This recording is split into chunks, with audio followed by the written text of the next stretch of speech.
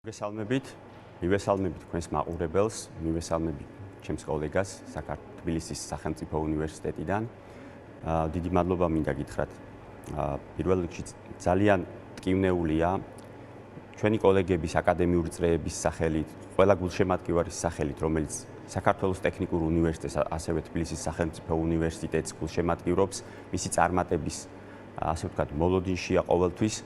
გვაქვს განცდა, რომ დაანონსებული, გაცხადებული ინფორმაცია არ ემსახურება საქართველოში განათლების სისტემის გაუმჯობესებას და იწვევს გარკვეულ ბუნდოვანებას.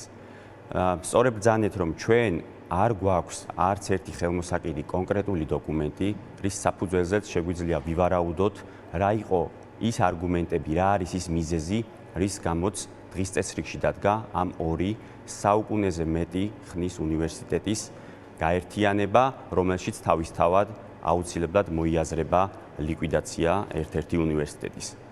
ჩვენ გუშინ ვიყავით შეხვედრაზე მინისტრის მოადგილესთან.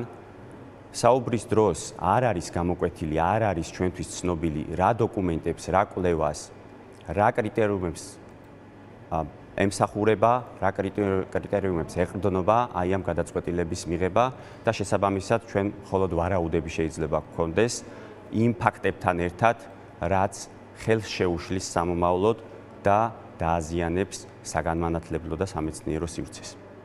აი ეს ვარაუდები რა არის, ბატონო მიხეილ, ნახეთ, მე ჩვენ გუშინაც მთელი დღის განმავლობაში თვალს ვადევნებდი, ვისმენდი შეხვედრიდან გამოსული პროფესორ მასწავლებლების შეფასებებს და გავიგე, რომ ძირითადად ჰქონდა, არ ვიცი, არასწორი შთაბეჭდილება დამჭა მინისტრის მოადგილეს, ძირითადად ჰქონდა შუამავალი კომუნიკატორი პირთან შეხვედრის როლი, მან არ ახსნა არც ერთი დეტალი რა დევს ამ რეფორმაში, ვიღაცას რომ თავში მოუვიდა ტექნიკური უნივერსიტეტის და სახელმწიფო უნივერსიტეტის გაერთიანება, რაღაცის საფუძველზე ეს აზრი ხომ მოვიდა, რას ამბობს მინისტრის მოადგილე?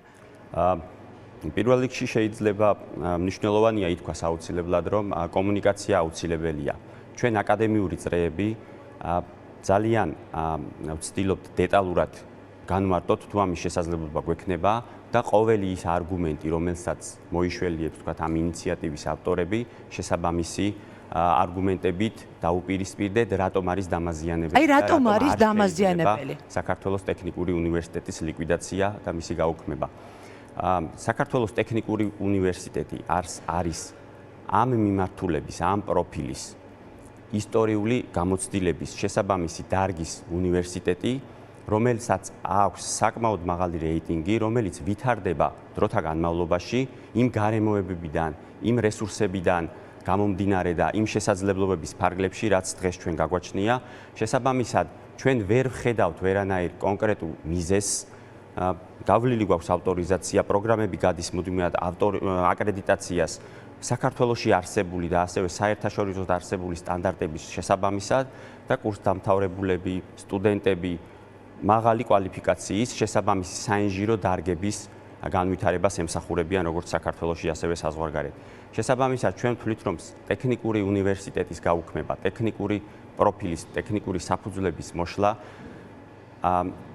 გრძელვადიან და ასევე მოკლევადიან პერსპექტივაში საკმაოდ დამაზიანებელი იქნება როგორც ჩვენი ქვეყნისთვის, ასევე რეგიონისთვის.